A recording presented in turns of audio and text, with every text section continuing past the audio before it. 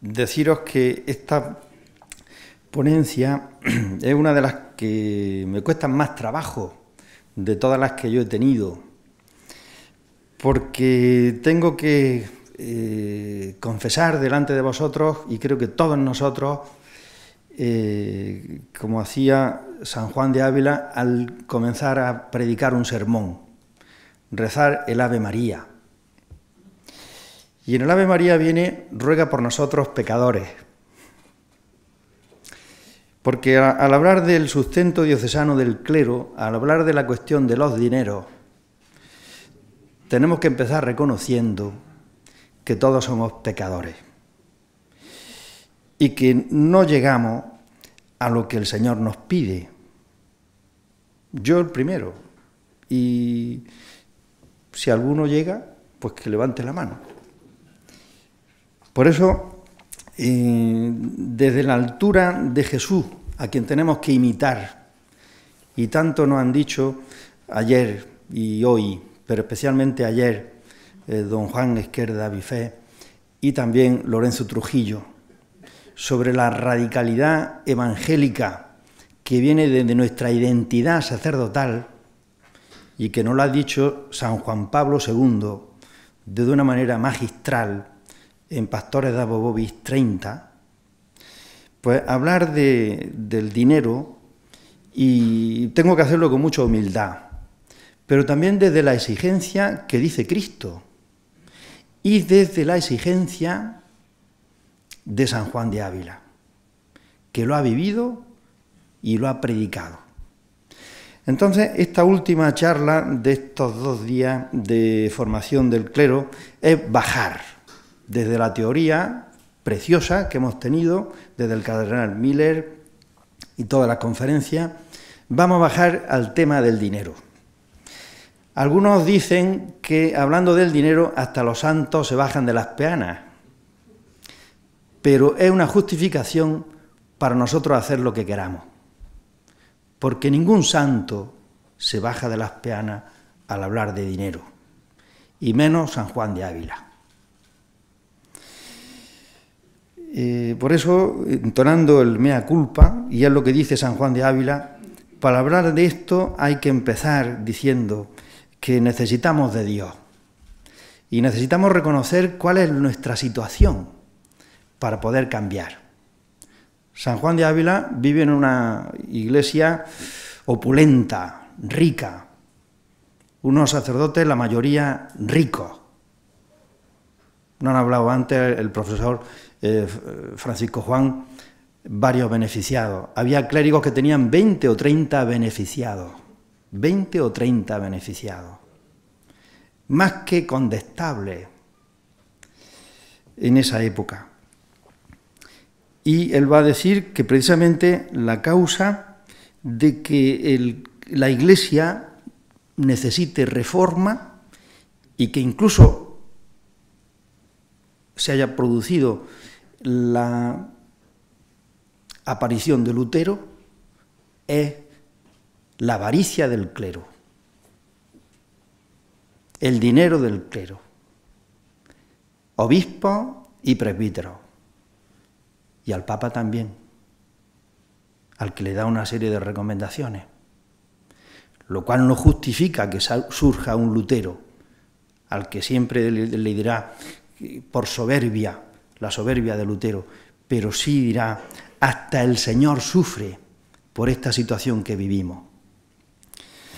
Bueno, me han dado un tema complicado que yo con toda caridad quisiera presentar desde esta humildad también propia.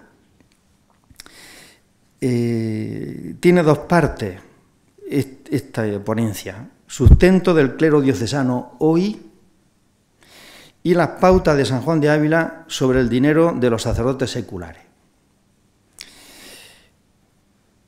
Tenemos una serie de... Hoy, en cuanto a doctrina, está muy precisa la doctrina y la doctrina bien fundada teológicamente del dinero de los sacerdotes seculares. Mejor que nunca. Desde Pastores de Bovis, sobre todo, que dice el mismo Papa, ha sido un desarrollo doctrinal con respecto a Presbyterorum Ordini. Así lo dice el mismo San Juan Pablo II. Ha sido un desarrollo doctrinal hablando del número 30 precisamente. Yo he tenido la suerte de vivir ese sínodo dentro, como asignator loquorum, pero tuve la suerte de estar en Roma en aquella época y me cogieron para ayudar a los obispos y me zampé todo lo que era el sínodo del que surgió Pastores de Boboi. Entonces cada cosa que se dice, sé por qué se dice y sé qué movía ahí a los padres sinodales y a San Juan Pablo II. También hay una serie de normas de la Conferencia Episcopal Española que orientan a los obispos de cómo tener los institutos de sustentación del clero, que son muy apropiadas. Y también hoy ahí tenemos normas diocesanas, de tal manera que no creo que haya una diócesis donde no haya unas normas de instituto de sustentación del clero. Por eso digo que la luz que hay hoy es muy grande. Incluso el Código de Derecho Canónico tiene normas precisas.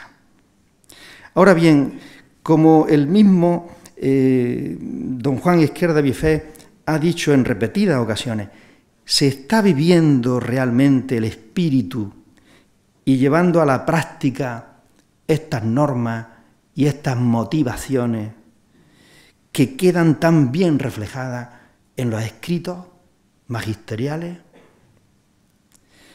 Hay un acompañamiento y seguimiento personal y estructural de los obispos, de los que le ayudan a los obispos, de las curias, sobre nuestra vida económica.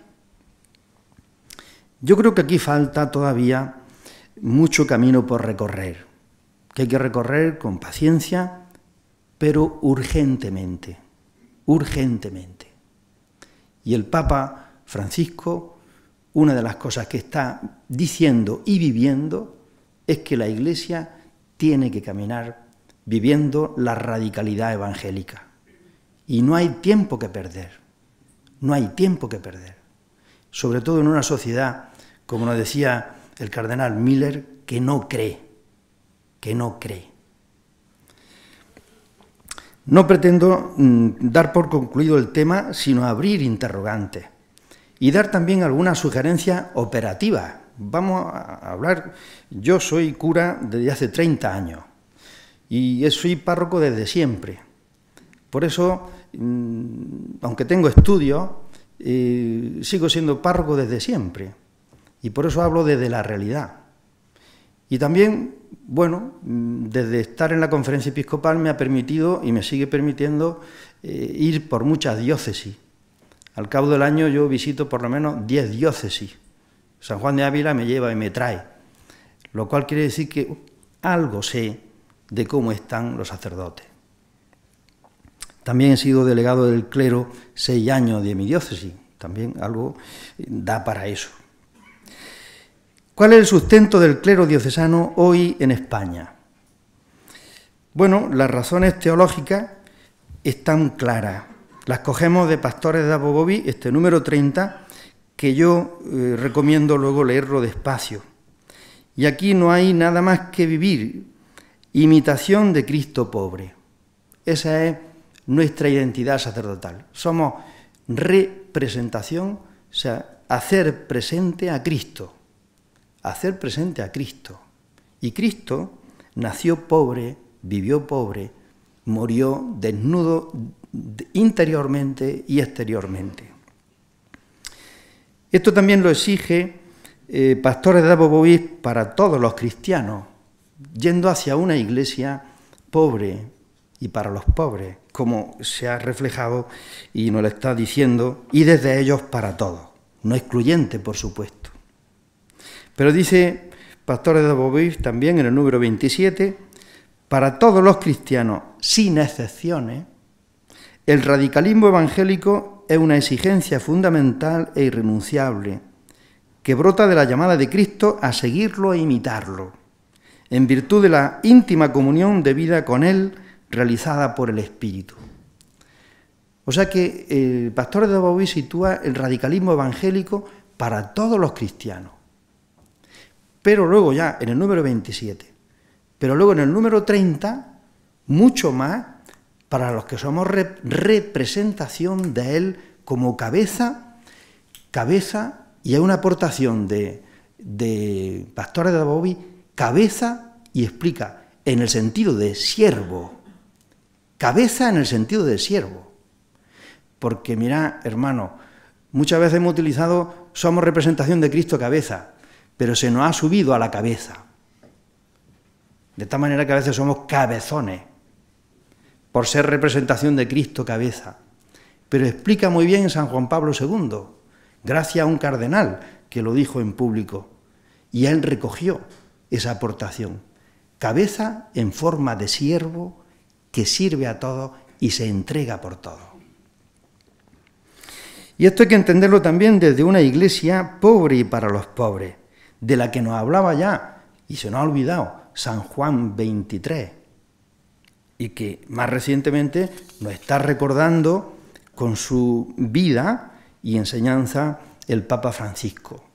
También los otros papas, lo que pasa es que lo estamos viviendo pues con una gestualidad más concreta.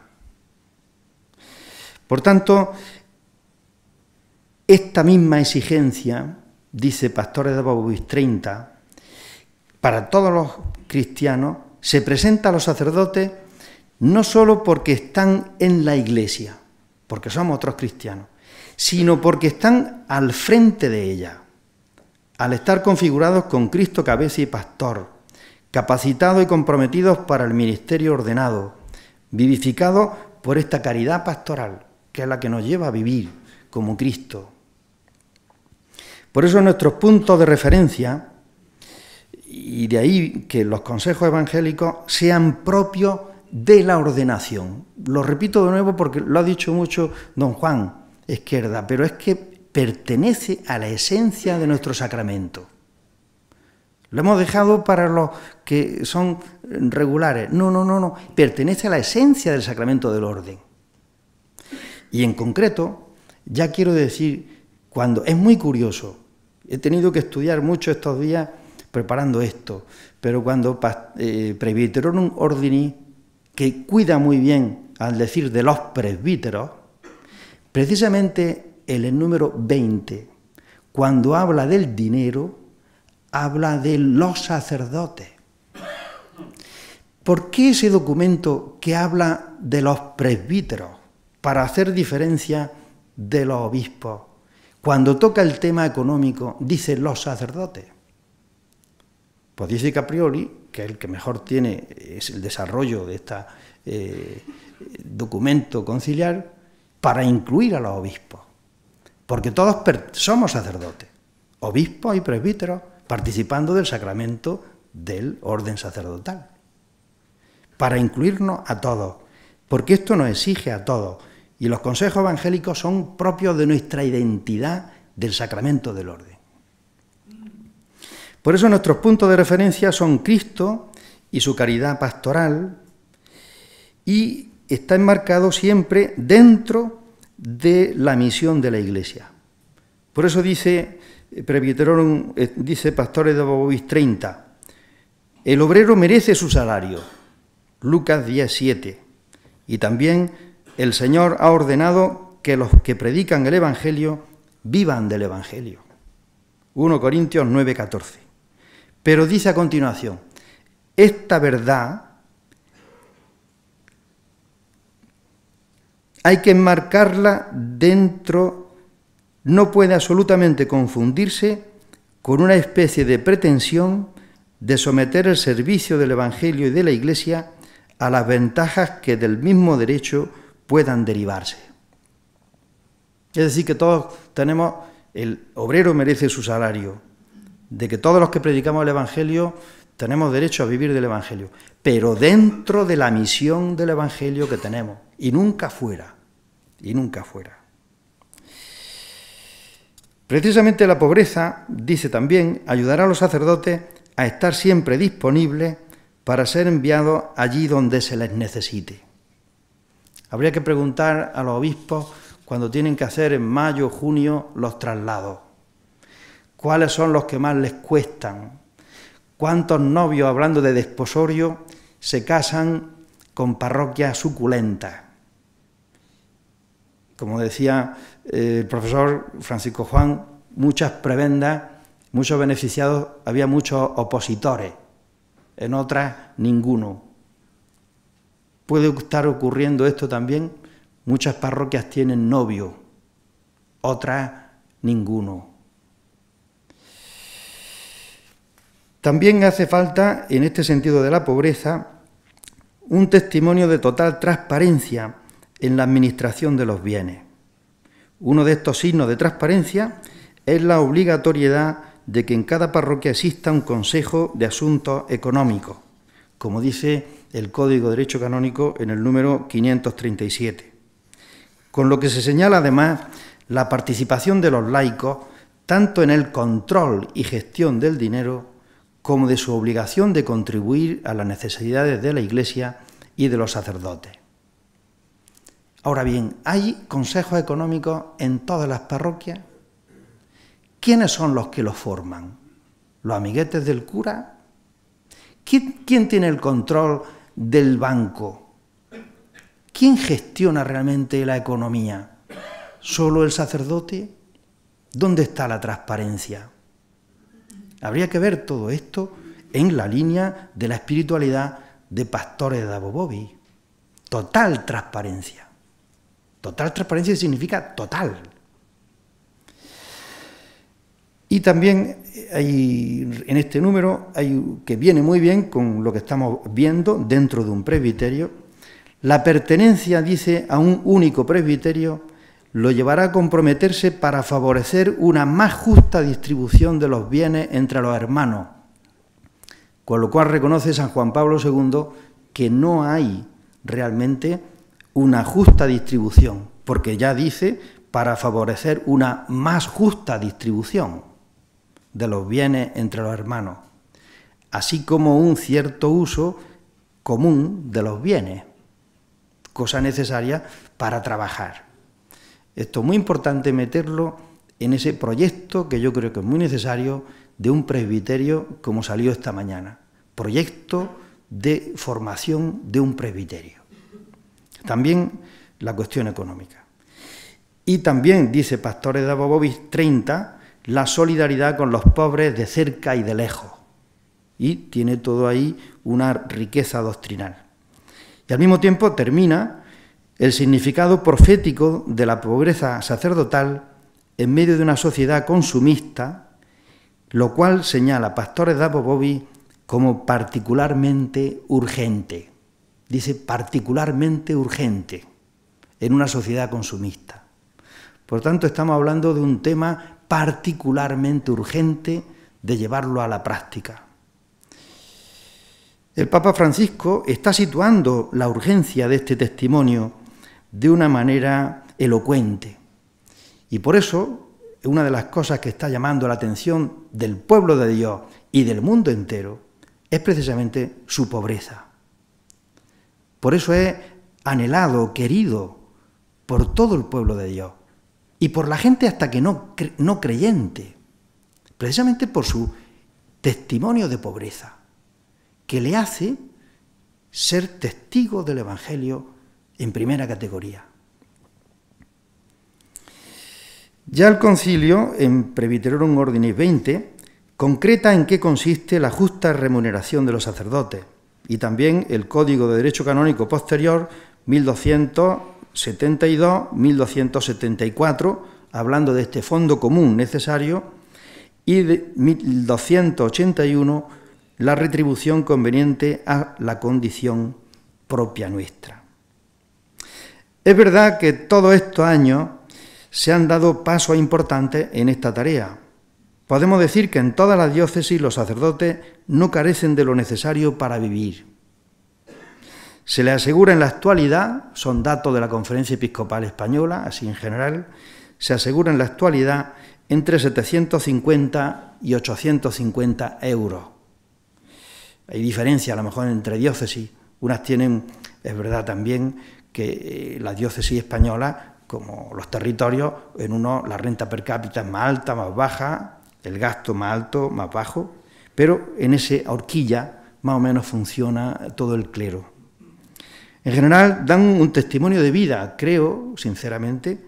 En general los sacerdotes hoy estamos dando un testimonio de vida austero, en medio de una sociedad opulenta. Y sinceramente creo que no trabajamos por el dinero. No nos metemos a curas por el dinero en el momento actual. Pero aún reconociendo esto, me van a permitir que diga algunos elementos que creo en los que hay que avanzar todavía. No lo digo para echar en cara, puesto que el primero que he dicho soy yo el que tengo que cambiar, pero sí algunas lagunas que veo y caminos de renovación que me vienen de mi experiencia personal y de lo que veo. Por tanto, es un poco subjetivo lo que voy a decir y está puesto para matizar, para corregir, para dialogar. Hay lagunas con respecto a la cuestión económica, tanto en lo individual como en lo comunitario. Por ejemplo, el espíritu consumista se ha metido en toda la civilización occidental y de esto creo que no estamos libres nadie. Tendría que analizarse cada uno en qué medida le está afectando esta realidad consumista, tanto en los gastos como en el estilo de vida personal, como en las instituciones que dependen de nuestra responsabilidad, las parroquias, asociaciones, movimientos, cofradías, etc. Creo que aquí todavía hay una gran, profunda conversión a realizar, tanto personal como estructural. Todo debe ir enfocado, como decía Pastores de Boboví, hacia el anuncio del Evangelio más explícitamente con vida y gestos que con palabras. En las conversaciones con compañeros, muchas veces hablamos más de lo material que de lo espiritual. Incluso caemos en valorar más a algún compañero cuando va a una parroquia y decimos, ¡qué gran cura! Y en eso caemos mucho nosotros.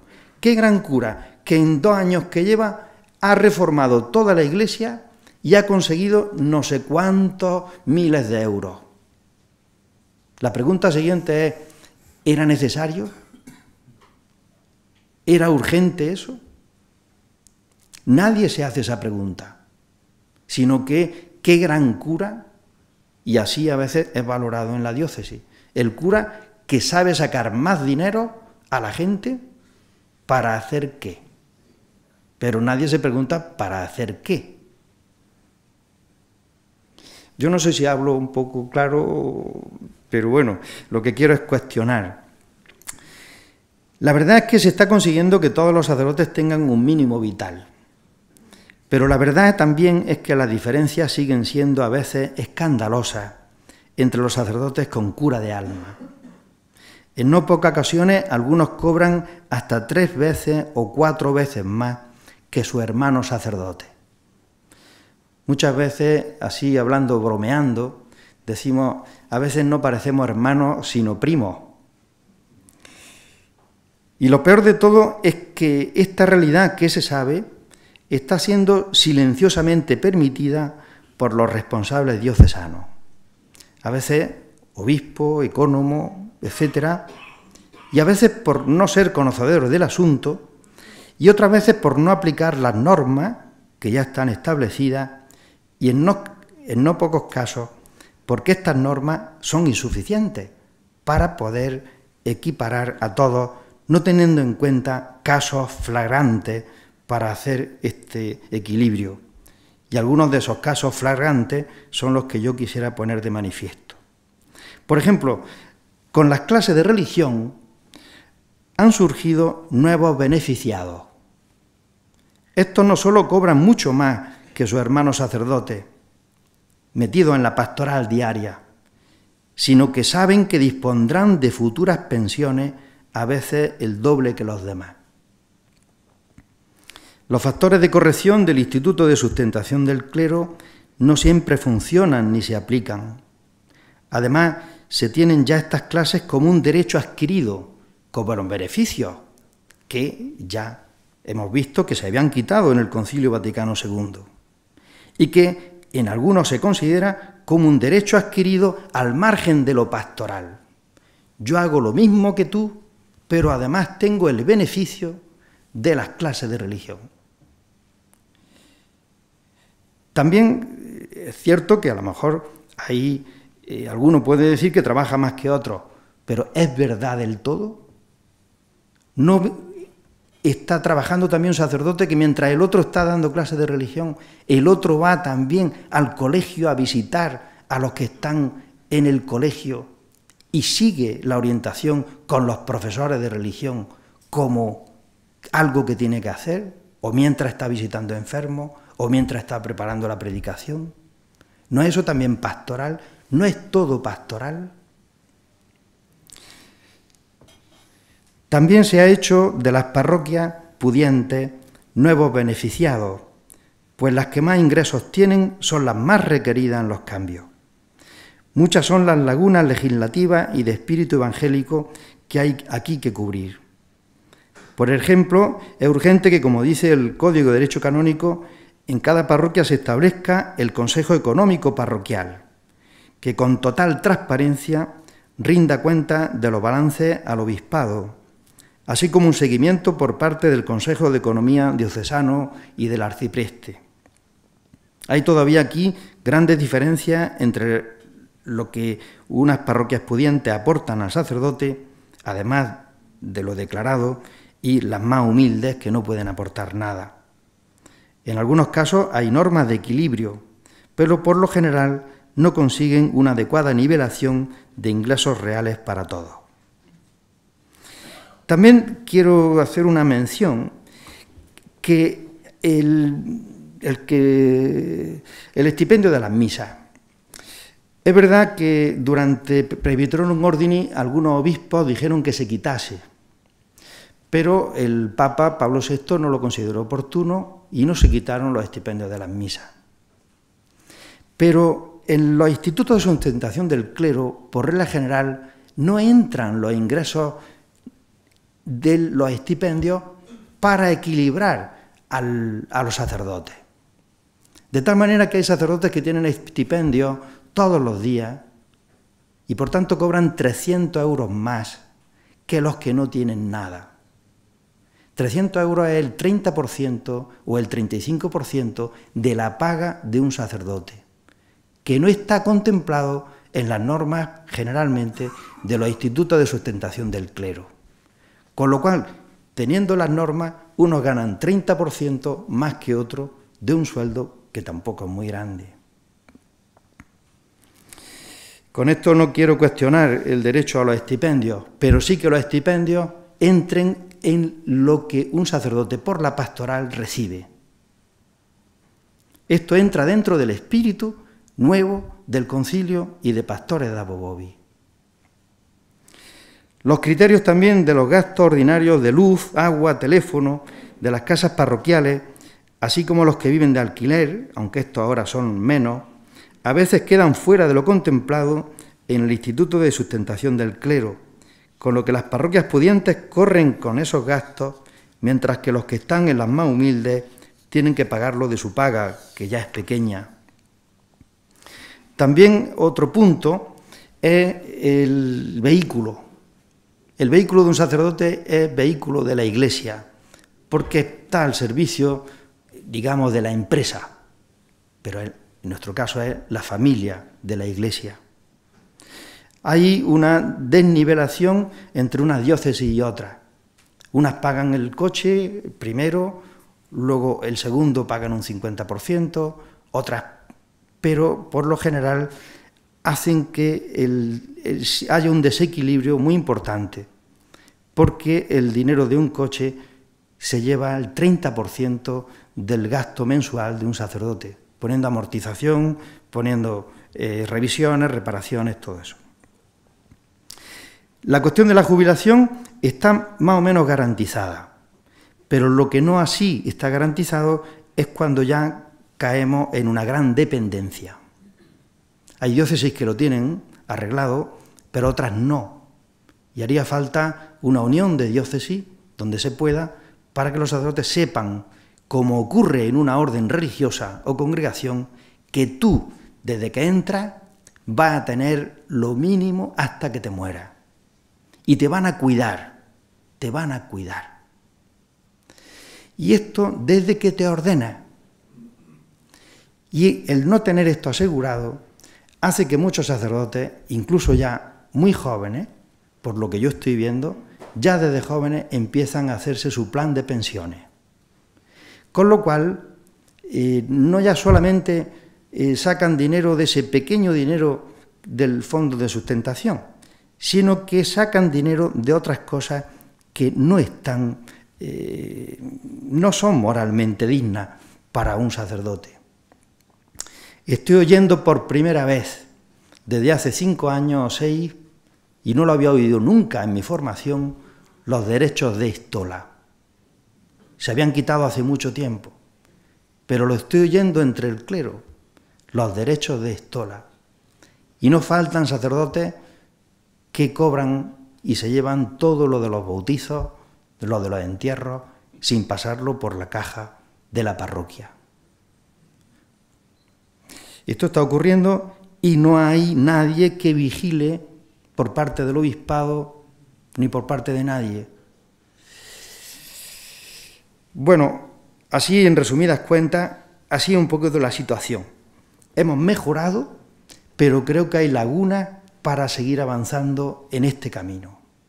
Y simplemente he aterrizado, después de 2 días de bastante teoría, en cosas muy concretas.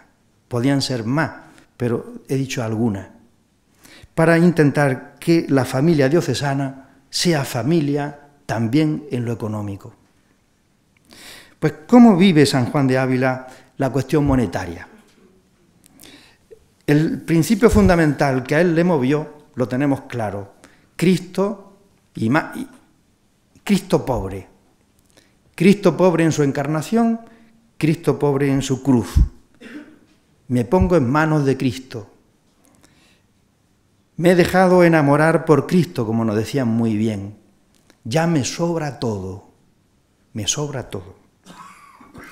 Por eso la vida para San Juan de Ávila, y os lo voy a decir, es una de las cosas que descubrí en mi lectura, una autobiografía la tenemos precisamente en el sermón que tiene el día 4 de octubre sobre San Francisco de Asís.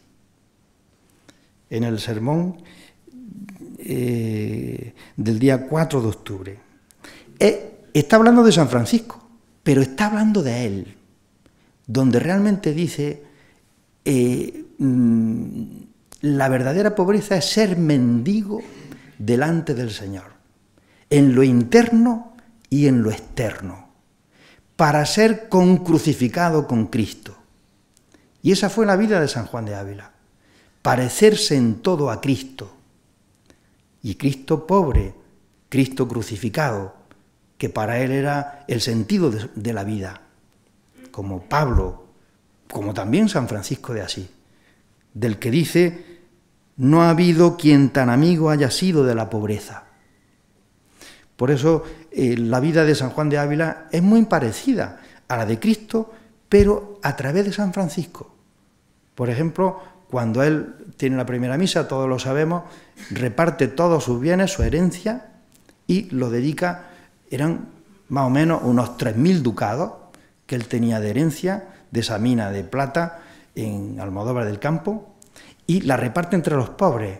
Se queda pobre y va a vivir siempre pobre de la caridad, de la caridad. Lo único que va a tener, sí, este beneficio de Santa Ella, que tiene poco tiempo y que va a dedicar sobre todo a obras de caridad. Y es verdad que él vive una pobreza extrema. Sí, él vive un radicalismo evangélico, y era una de las cosas que, tanto interior como exteriormente. Interiormente porque estaba solamente en manos de Dios, siempre estuvo en manos de Dios, por eso digo ser mendigo de Dios, en tus manos, como dice la carta 58 desde la cárcel.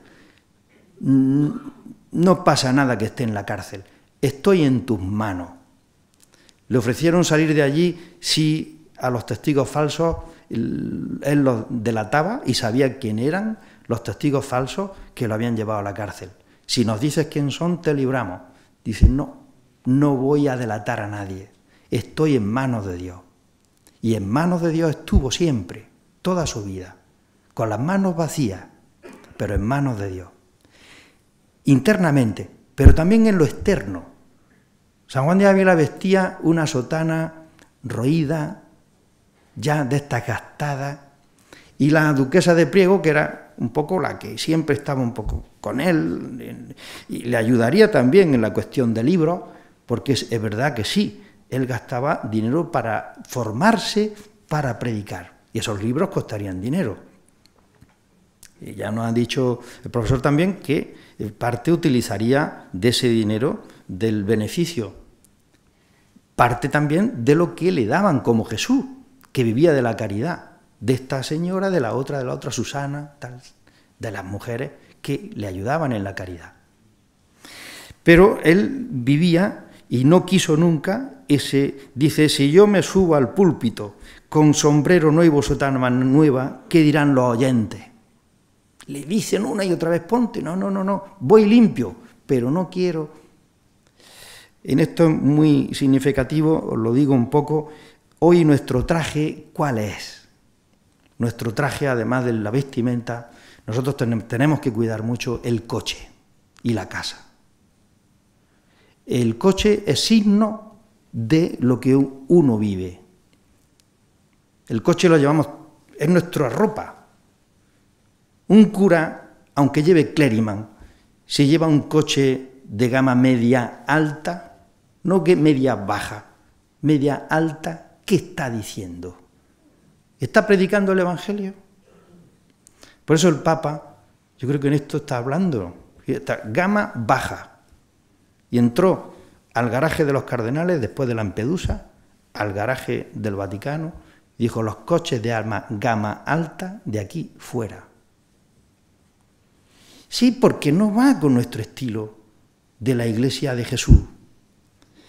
Y claro, esto es lo que tenemos que ir.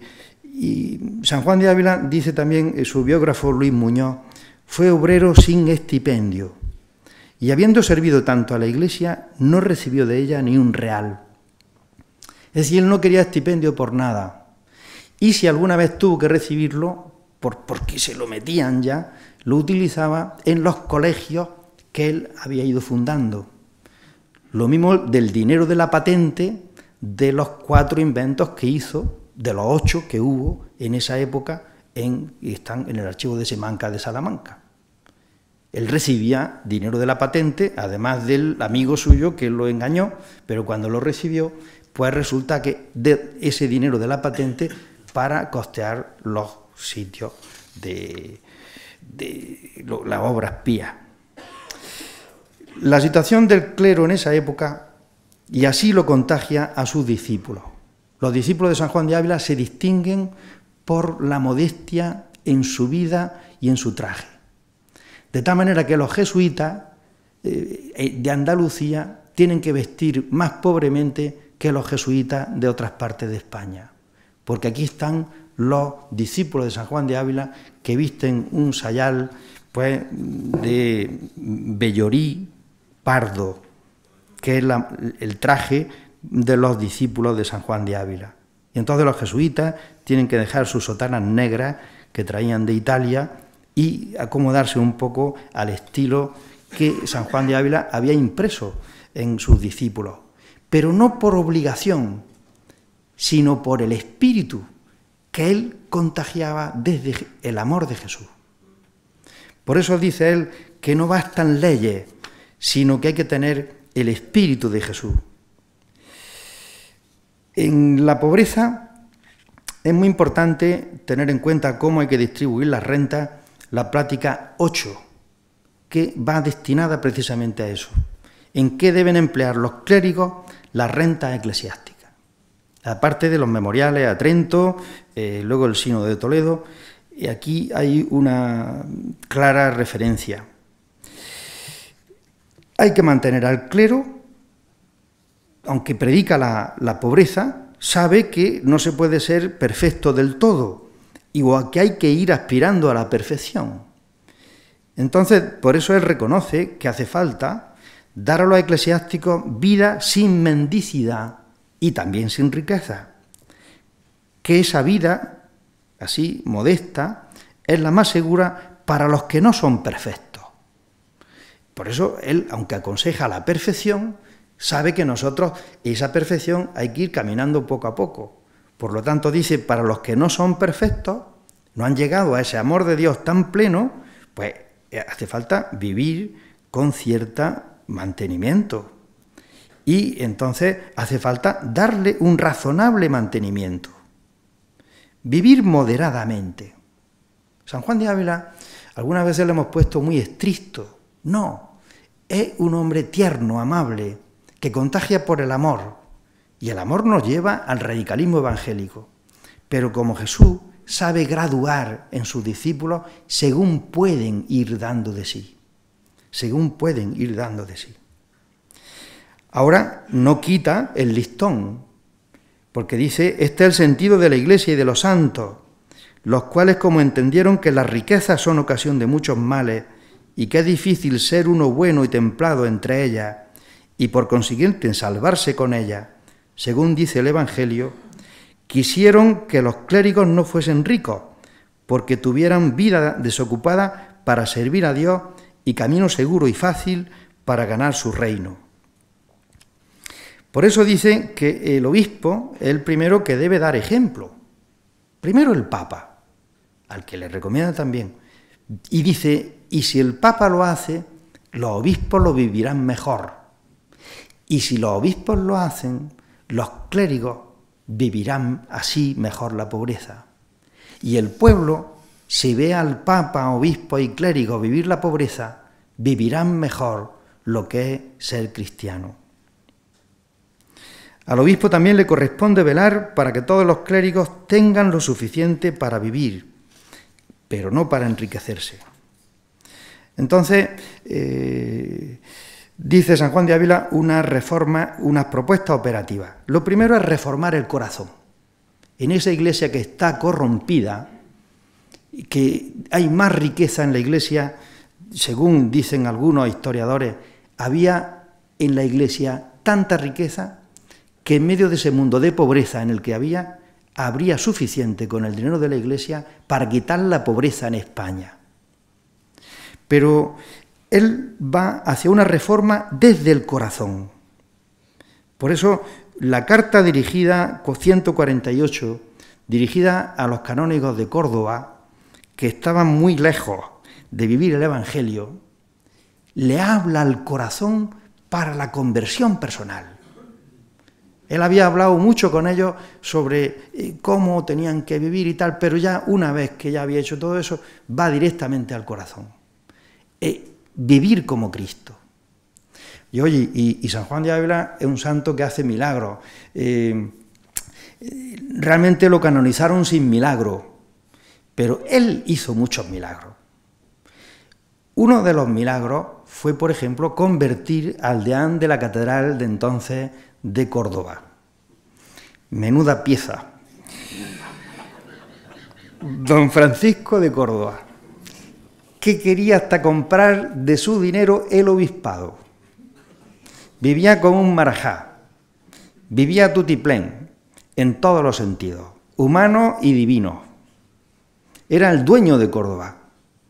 San Juan de Ávila, con su tesón, con su predicación, con hablar con él, con su plática, al final de años, ayudó a que se convirtiera.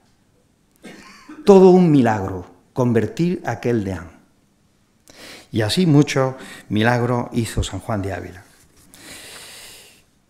Y él insiste mucho porque le da mucha importancia a lo que los obispos en la Iglesia. Dice que la suerte o desgracia de la Iglesia depende de los obispos. Y por eso les pide mucho a los obispos, sobre todo al Concilio de Trento, que es donde podía hacerlo. San Juan de Ávila no se lo dice en un púlpito a la gente, es un hombre de Iglesia, sabe mejor que nadie las ventajas de la Iglesia y sabe mejor que nadie los defectos de la Iglesia. Pero los defectos de la Iglesia, sobre todo de los miembros de la Iglesia, no los publica. Pero le han pedido, como servicio a la Iglesia, ir a Trento y como no puede, escribir qué tiene la Iglesia que cambiar. Y le dice que o se reforman los obispos o no hay reforma. Y a continuación, que se reformen los sacerdotes, los presbíteros. Y digo esto porque es muy importante, porque a veces cuando hablamos de la Iglesia hablamos siempre de la santidad de los sacerdotes, pero metamos a todos, porque parece que algunas veces hablamos que la Iglesia la llevan los obispos, pero ahora la reforma la tenemos que hacer los sacerdotes.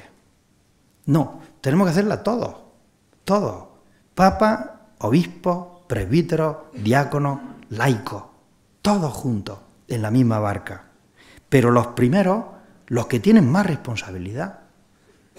En la Iglesia jerárquica, todo depende, para bien o para mal, de la vida de los obispos. Por eso a los obispos les pide que no vayan con aparato de mundo, que no vivan como los señores de mundo, y así que su cama no sea de seda. Le dice en la carta 177, le dice, cama de seda no cumple, ni paños de corte tampoco. ¿Qué quiere decir? Pues que había camas de seda y paños de corte en las camas de los obispos. Bien, pues hace falta crear nuevas estructuras. Yo no me voy a detener en esto porque ya el profesor anterior lo ha dicho. Reformar los beneficiados. Esa reforma de los beneficiados la quiere San Juan de Ávila. Pero también hay una cosa muy buena, que es que los canónigos vivan en común, con lo cual va a ayudar a que no viva cada uno pendiente de uno mismo. Eso ayuda. Vivir en común ayuda para que cada uno no viva por sus lujos, su desenfreno, sin una vida ordenada. Y la vida en común ayuda. Yo no sé, esto es una pregunta, simplemente, si lo que dice Presbyterorum Ordini 8, busquen los sacerdotes, foméntese, dice, foméntese, que los obispos fomenten, cierta forma de vida común entre los presbíteros. Yo no sé si la fomentan del todo, a veces creo que no la fomentan, pero los que yo sé que la fomentan encuentran reticencia muchas veces en los sacerdotes. Yo no sé si a veces, esto es una pregunta, es porque no queremos cierta forma de vida común, cierta forma, no digo, dice vivir en común bajo el mismo techo, verse frecuentemente, comer juntos, reunirse periódicamente.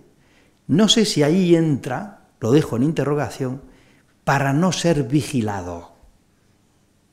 Y así no me vigila nadie y hago mi vida como yo quiero. Entonces, puede ser, lo dejo como interrogante, puedo equivocarme, o puede ser otras razones. Y San Juan de Ávila también dice cierta forma de ayuda mutua para los que no tengan que dormir, así no hay que dormir en mesones, que entonces no había casas sacerdotales, los curas que tenían que viajar vivían en mesones. Los mesones eran pues muy indignos en la vida. Ya sabemos por algunas series de televisión cómo era la vida en mesones, pues la señora de vida alegre, mucho vino, tal. Entonces, que se hospeden en la casa de algún clérigo o bien en la casa de alguna familia religiosa. Incluso que en el lugar del obispado, en la sede, en la capital, haya un sitio de algunos clérigos donde se hospeden los que vienen a ver al obispo. Y eso esté costeado por los beneficiados y por los clérigos. Es decir, poner en común lo uno y lo otro. Bien, pues también dice, hay que endurecer la entrada en los seminarios, para que en los seminarios entre solamente aquel que quiera llevar una vida según el Evangelio. Porque para él, en ese momento, están entrando en los seminarios todo tipo de gente.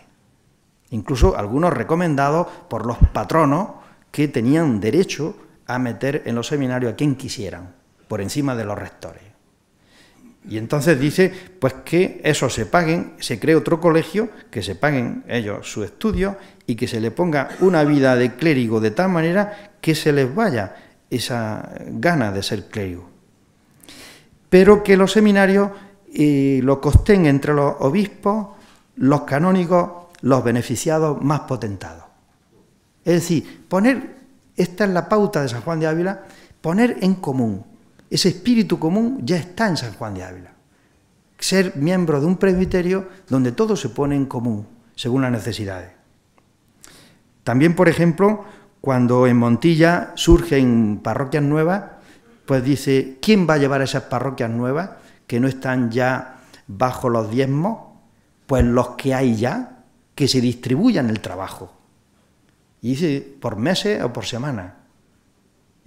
Que haya una distribución del trabajo y supone también una distribución del dinero. En una época en la que cada uno tenía su dinero propio, pero son pautas de San Juan de Ávila sobre el fondo común del dinero, el cual no nos pertenece.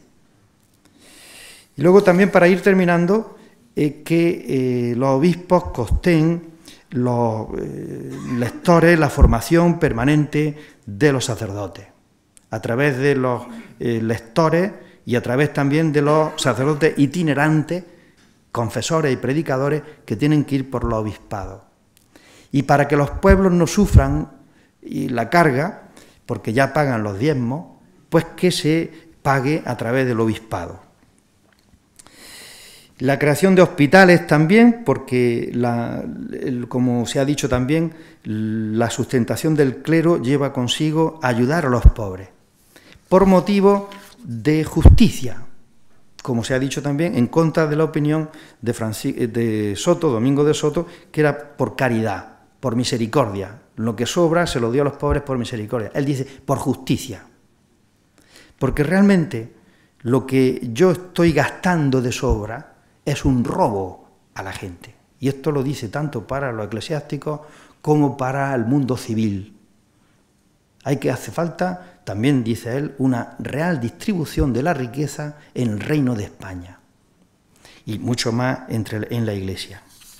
Bueno, para ir concluyendo, también, por ejemplo, dice una cosa muy curiosa, los gastos de la visita pastoral de los obispos, que debe ser moderado y tasado, es decir, que no gasten demasiado en la visita pastoral, lo cual quiere decir que había muchas visitas pastorales que mejor no viniera el obispo, porque serían, entonces, que sea moderada y tasada, debe llevarse a cabo también entre todos, distribuirse el dinero de esos gastos en común.